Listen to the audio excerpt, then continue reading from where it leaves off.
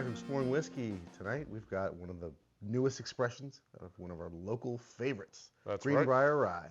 Green Brier, been around for a good chunk of time. I think 06-ish or something like that, I think is when they kind of started doing their thing. I was going to say 05 or 06. Yeah. Right. Originally started, I think they had the Tennessee Sour Mash, and then they also had the Bell Mead in 2020-ish, something like that. So right, I know it was right around COVID-y time. They did the release of the Nelson Brothers. They kind of went down that route. Ultimately, they kept growing, got some investment from, I think, Constellation Brands. Mm-hmm. And then my understanding is they're no longer involved, the brothers. Yeah, they sold. Which was the new thing. They kind of sold and were involved, and then they were just like, hey, how much to just walk away? What Adam's point was is they released their own rye. They had two different ryes previously. They had a 15-year rye, Yeah. which was old barrels at MGP. Fun story. They got shipped down to them. They didn't order them, but they got shipped down to them, so they paid for them and kept them. Really good 15-year-old MGP. It's okay, that was a good rye. They then had their own Nelson's Green Brier Rye, which I want to say they sourced from someplace like, I think, Bardstown. I think it's from Bardstown. Yeah, that sounds right. And now they've released the Nelson's Green Brier Rye whiskey. So this looks a lot more like their Sour Mash Tennessee whiskey that they have. Yeah, the original label. Right, the original, old school. From before Prohibition. I don't think they're distilling it downtown. I think they do distill it north. Distilled and bottled. Nah, I was wrong. They are distilling it there. But it's the same mash bill, their Tennessee whiskey. They're just flipping the rye and the corn. Yeah. So, and it's, let's call it somewhere in the 75-ish rye, and, go from there for the rest. So 13 and 12 or something along those lines. And always malted barley in their mash bills. Yes, malted barley and the corn. All the rye and corn is locally sourced, but the barley is not. Right. Can't grow it here. Can't grow it here. Doesn't really like our climate. That sounds right. We're going to release a series of stuff from Nelson's Green Brier because we spent a lot of time in Nelson's Green Brier. Last couple weekends. Friday. In February. So we had part of our Whiskey Club meeting was a tour, a tasting, and a bottle your own experience. And then a couple weeks later, I had a premiere experience, tasting experience that needed to be done at 2 o'clock on a Thursday. And I was like, hey, can you rearrange some meetings and get there? And Adam could. So sometimes you got to do what you got to do on the calendar. Yeah. You know what I'm saying? Yeah, a quick series of all the things that were purchased in those couple of visits. It's so weird. That rye is nice. It's sweet. It's spicy. It's kind of got a little bit of everything good going on. Yeah. Minus some of the things in rye you might not. Right. Not the negatives. And that star anise for me. Yep. Black licorice. I could agree with that. 8-year-old. So they went. That's like the good. That's like the magic witching hour of rye whiskey that starts to get a little bit sweeter and more candy. Yeah, that's 6.5. 90 proof. I won't think.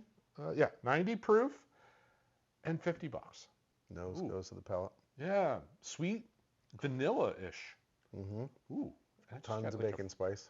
A fruity note. Oddly, and this is like Starburst jelly beans, like that candy fruit note. I was gonna say, like, how's this black licorice on the nose turning into red vines on the mouth, or like the gummy, Starburst. The jelly beans? Jelly beans. That's what color? The red ones? The red one. Okay. That's totally the red one to me. At the premiere tasting, they had this little plate of food where you could, of course, while you're sampling, you pair up food. They missed their mark. They could have had some jelly beans on that plate for the rye. But no, I mean, great spice, great sweetness, like nice. My only knock, it's not quite a proof point that I really wish it was a little bit higher on the proof point. Not quite the proof point, and little thinnish. Yeah. Little thinnish. Not bad. Just it tastes. If you've had MGP rye, before. It's not exactly the 95.5. No. But it's got that strong, I don't know, that strong star anise and licorice. Star anise, but it doesn't have the dill. Oh, which is usually what I hate out of the MGP. That's your favorite note on the Yeah, it does not have a dill note. It does have like rye spice, baking spices, the star anise note, absolutely. Vanilla too. Strong vanilla note, yes. It's at 8 years in the barrel. Must yeah, and a little char wood note. It's not super strong, but it's definitely there. I like the nose. I like the palate. Mm-hmm. That's a really solid rye. Yeah. The sugar sweet candy sweetness on the end of it I like that. God, yeah, it's just red vines or red freaking candy. There is a really strong red fruit candy because it's a little artificially. It's not quite fruity. Yeah. Anyway, but man, the finish is just it goes away. It's just bring on more. And a barrel-y note. There is a little oaky note that kind of lingers around. Not very nice. Have you put this in a cocktail yet? Like a Manhattan or an old fashioned or anything? Okay. I cracked it open and tasted it. This is now the second tasting. That's all I've done so far. So, no, not yet. Vanilla, really strong, marshmallowy, just strong vanilla fluff. Marshmallow fluff. Slight pastry. A little slight bready. Like a sweet bread. Ooh. Spicy. Spice kicked up a lot. Still never went dilly. Oh, there it is. But I was I'm not getting the spice. There it is. I'm getting like a strong baking spice note to that. Boom. Yeah. The end of the palate and the finish is just all spice. Yeah. And then there's the red. Yeah, the fruit's still there and the sweetness is still there, but way more of a little bit of a pop. Mm-hmm. That's actually. It's good. It's good, and I don't know which way to go on that one. Like I kind of do like a little bit of extra oomph. It makes it drink like the proof is a little bit higher, a little bit more body to it. You definitely get more on the nose, as you tend to with a little bit of water added first. Yeah, the spice, the rye comes forward with the water, but it's all good rye notes. Apparently, it's just MGP I can't do for rye. I'm going to have to rework it's not that I don't like rye. I don't like MGP rye, and that's about it. Yeah. Like everybody else who does their own rye, I tend to like it. It's that percentage of rye that can get, I guess, in your mouth, not your favorite. All right, I'm battling in my brain here. What, scoring-wise? Yeah, I'm already going to scores. I'm thinking 6-1 for me. Okay. Good price.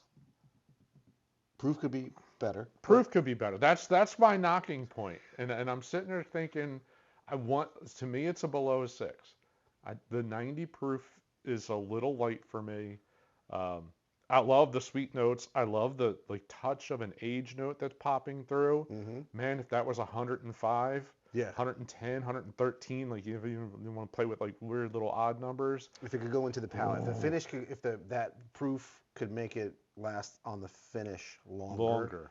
It disappears a little bit. I think for me that would go way into the highs, mid to high 7s, just adding proof. I'm throwing still really good. I'm gonna say a 5.8. Okay. I'm gonna say a 5.8 just for a simple fact is I just think it's a little too watery. It's a little too thin. It disappears just a little too fast. I still think it'll be a solid cocktail. I don't have any doubts that they'll still add a nice flavor note into any cocktail. But I don't think the proof will come through all that much in a cocktail. So no, we'll just have to do 3 ounces. There you go. In a Manhattan. That's one way to do it. Absolutely. That would be bold. Thank you very much for watching our review of the Green Brier Rye. If you like content like this, we put out reviews, cocktail recipes, blind comparisons, or anything else there is to do around whiskey. Love it if you would like this episode so it gets shared around YouTube universe. All the shenanigans. Yeah, we do it all. Yeah, if you stumbled upon us for the first time, check us out. Go back into the catalog. Yeah, I'm sure we've drank something you like. There's a good possibility. And we'll give you our honest opinion. That's right. Well, thanks very much for watching. We'll see you on the next episode. Cheers. Cheers.